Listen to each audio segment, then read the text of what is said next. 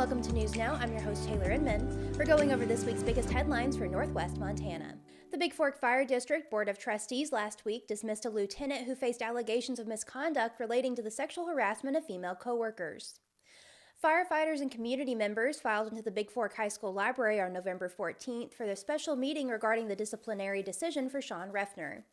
Chair Dan Elwell asked for a motion and the room fell silent. 20 seconds passed before Vice Chair Andrew Slider spoke. After reviewing investigation notes and Refner's statements, he made a motion to terminate his employment at Bigfork Fire. The motion passed unanimously and Refner quickly left the room. Earlier in the month, the fire district held a due process hearing for Refner, which he requested remain open to the public. Refner was allowed for over an hour to present his defense, unhindered by the board. He alleged that other Bigfork Fire employees also used prohibited language on duty and argued that others were not being investigated for similar comments or actions and that he was being held to a different standard. Refner had been placed on administrative suspension on September 18th after officials received 20 allegations of misconduct.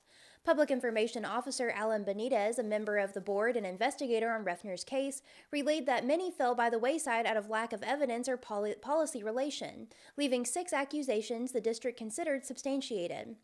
Benitez said that in some of those cases, they believe bad behaviors happened, but there wasn't sufficient detail to move forward. An example of a dropped allegation included Refner following a female employee into the women's bathroom, which was witnessed by another employee but did not directly correlate to a district policy. The allegations Refner was charged with include making sexual comments and hand gestures to a female paramedic student from Flathead Valley Community College, insinuating that a female coworker was performing a sexual act with her fiancé while being dropped off for work, accusing a female paramedic and firefighter of having sex with a male volunteer photographer earlier in her career, and day-to-day obscenities and sexual comments in the workplace.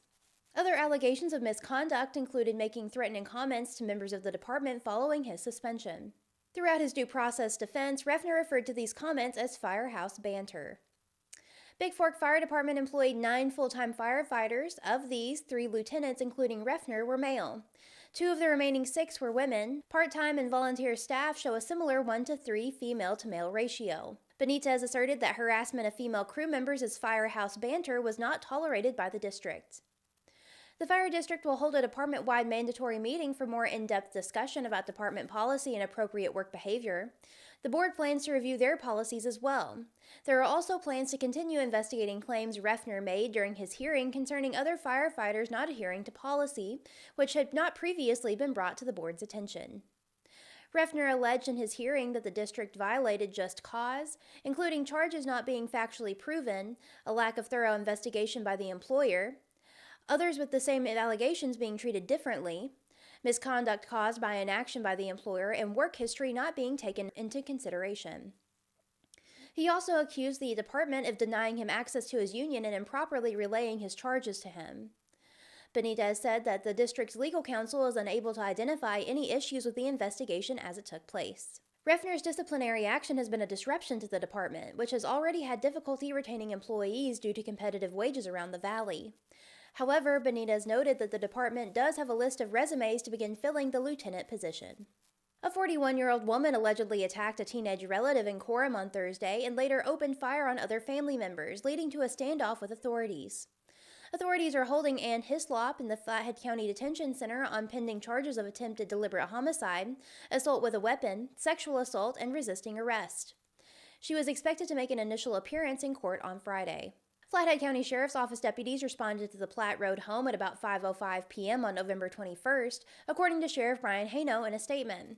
A caller had told emergency responders that Hislop allegedly began shooting at relatives as they attempted to flee the home. Haino said arriving deputies cordoned off the home. As they attempted to contact Hislop, he said they heard gunfire coming from inside the home.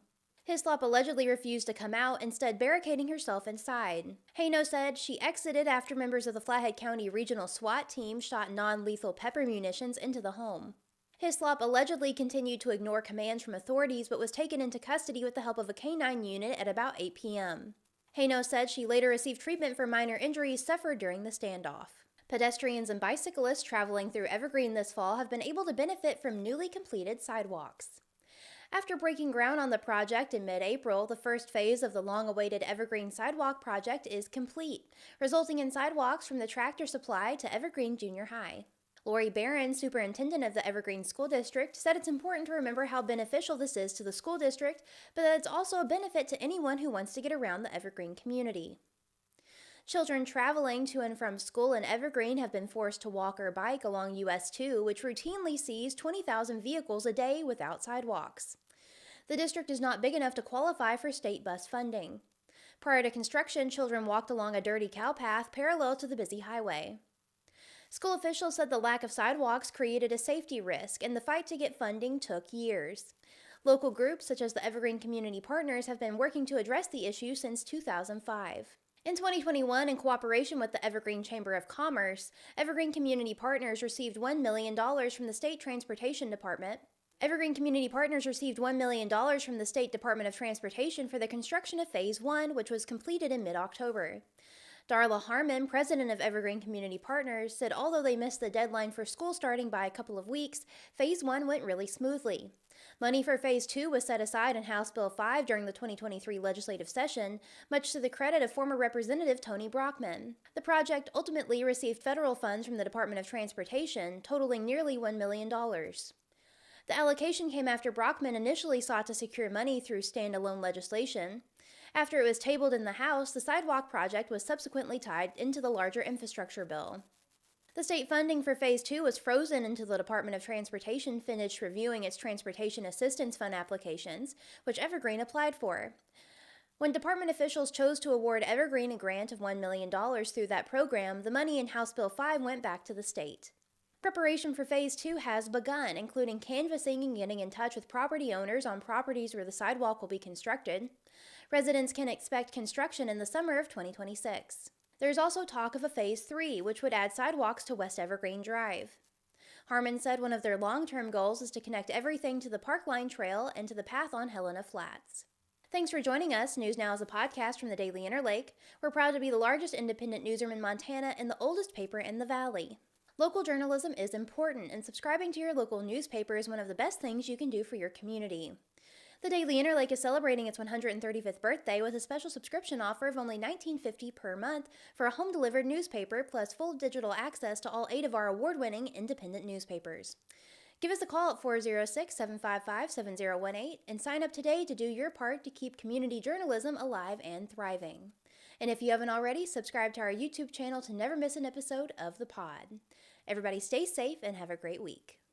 Thanks to our sponsor, Lauren's Auto Repair at 1309 US Highway 2 in Kalispell. Most consistently rated 5-star shop serving the Kalispell area. Visit lawrensauto.com. Will take care of you. The highest rated